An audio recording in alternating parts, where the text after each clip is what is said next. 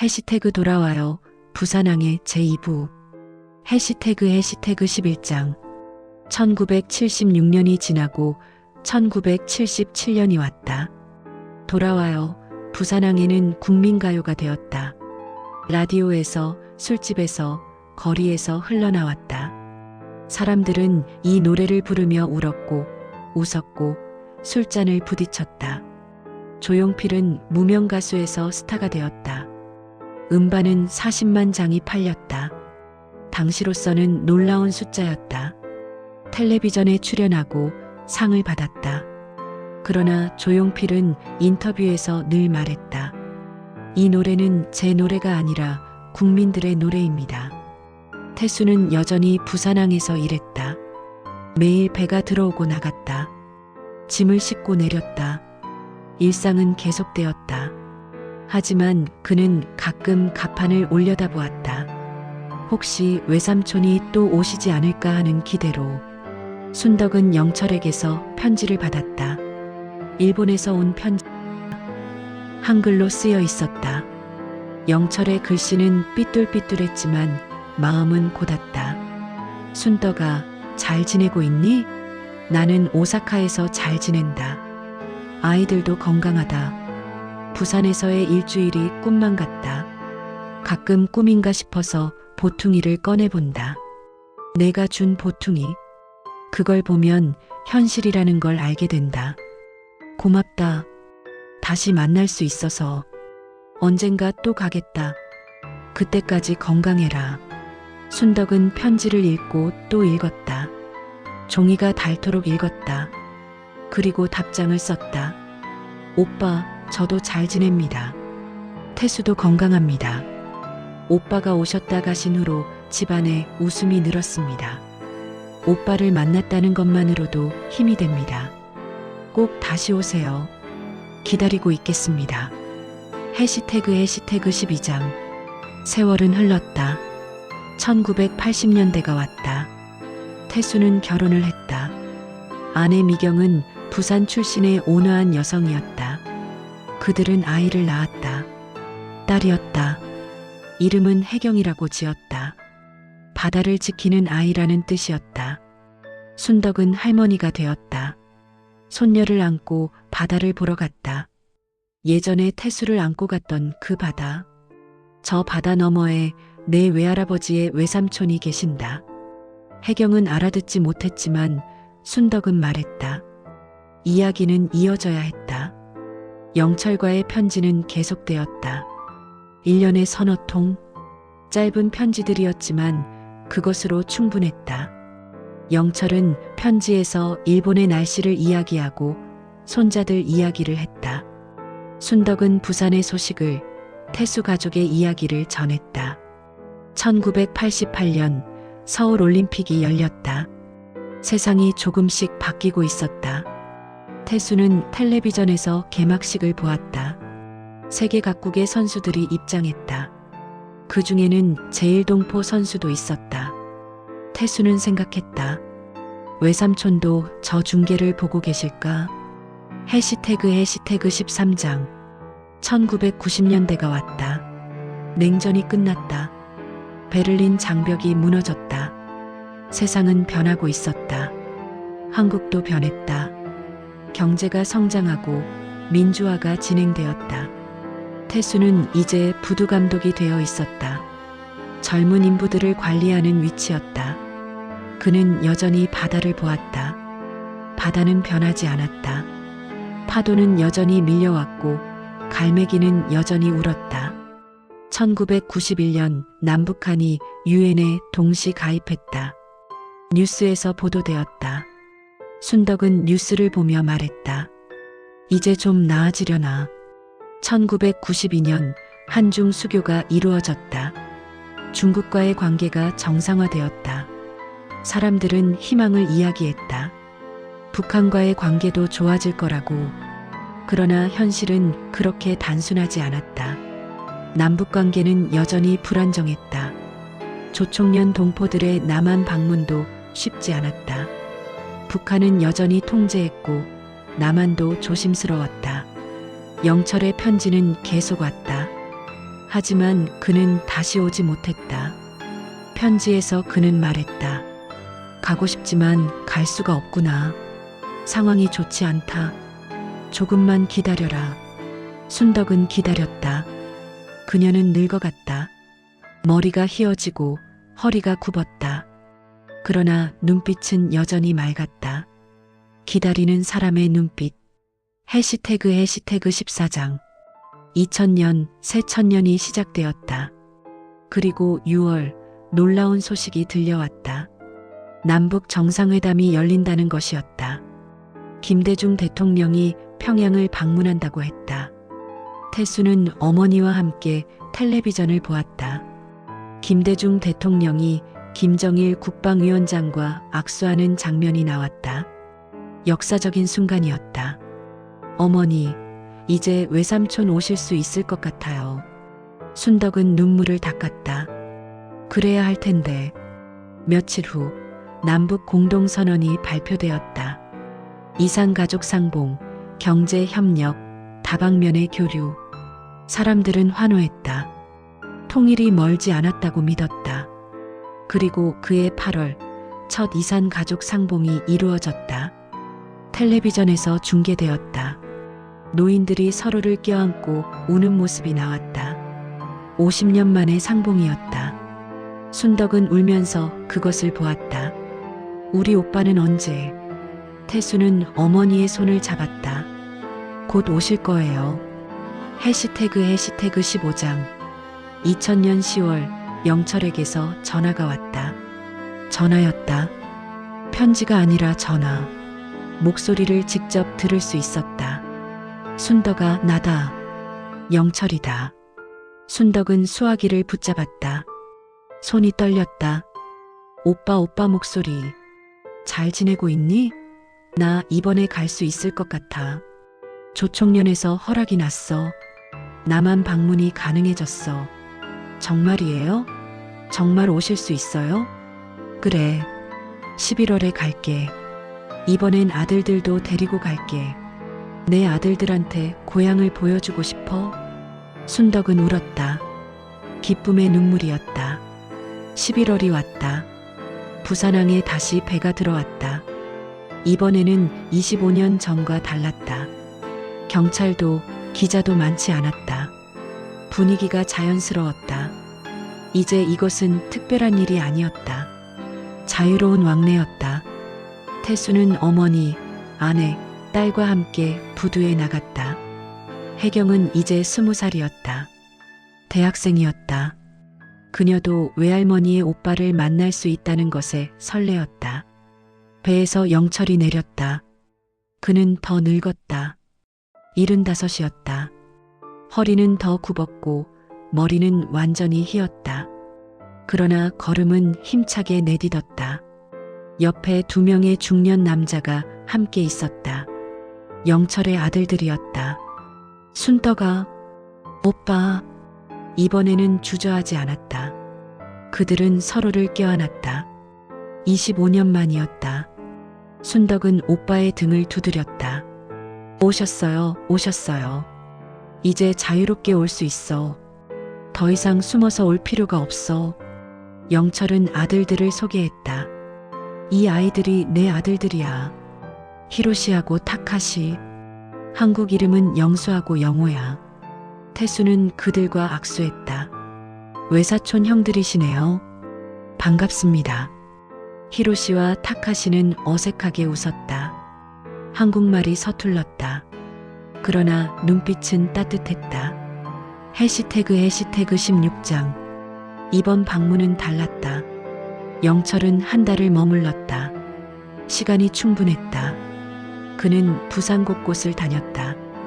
아들들과 함께, 태수와 혜경도 함께했다. 그들은 영도를 걸었다. 영철이 자랐던 곳을, 절영의 안도로를 걸었다. 바다를 보았다. 영철은 아들들에게 말했다. 여기가 아버지 고향이다. 너희 할아버지가 고기를 잡던 바다야. 히로시가 물었다. 아버지는 왜 돌아오지 못했어요? 시대가 그랬어. 전쟁이 있었고 분단이 있었어. 우리 같은 사람들은 선택할 수 없었어. 타카시가 말했다. 슬픈 이야기네요. 슬프지. 하지만 이제 이렇게 올 수 있잖아. 그것만으로도 감사해야지. 그들은 용두산 공원에 올랐다. 부산타워에서 항구를 내려다보았다. 영철은 한참을 바라보았다. 이 풍경을 매일 꿈꿨어. 일본에서. 혜경이 물었다. 외할아버지, 힘들지 않으셨어요? 힘들었지. 하지만 견뎠어. 언젠가는 돌아온다는 믿음으로. 이제 자주 오실 수 있어요. 그래, 그래야지. 남은 시간 동안 자주 와야지. 해시태그 17장. 한 달이 지나 영철은 다시 돌아갔다. 하지만 이번 이별은 달랐다. 슬프지 않았다. 다시 올 수 있다는 것을 알았기 때문이었다. 다음 달에 또 올게. 예, 오빠. 기다릴게요. 실제로 영철은 석 달 후에 다시 왔다. 그리고 그 다음에도 또 그 다음에도 2000년대 내내 그는 1년에 서너 번 부산을 찾았다. 이제 부산항은 그에게 낯선 곳이 아니었다. 집으로 가는 길이었다. 태수는 외삼촌과 함께 있는 시간이 많아졌다. 그들은 낚시를 갔다. 바다에서 고기를 잡았다. 이야기를 나눴다. 인생에 대해, 역사에 대해, 가족에 대해. 태수야, 너는 행복하니? 예, 외삼촌. 행복해요. 다행이다. 우리 세대가 겪은 불행을 너희 세대는 겪지 않아야 해. 외삼촌은 불행하셨어요? 영철은 잠시 생각했다. 불행했지. 고향을 떠나야 했고 돌아올 수 없었으니까. 하지만 완전히 불행하지는 않았어. 좋은 사람들을 만났고 가족을 꾸렸고 살아남았으니까. 그리고 지금 이렇게 너를 만났잖아. 태수는 고개를 끄덕였다. 외삼촌, 그 노래 아세요? 돌아와요 부산항에. 물론 알지. 일본에서도 유명해. 조선학교에서 다들 불러. 그 노래가 외삼촌 같은 분들 이야기라는 거 아세요? 안다. 그래서 더 좋아. 우리 이야기를 노래로 만들어줘서.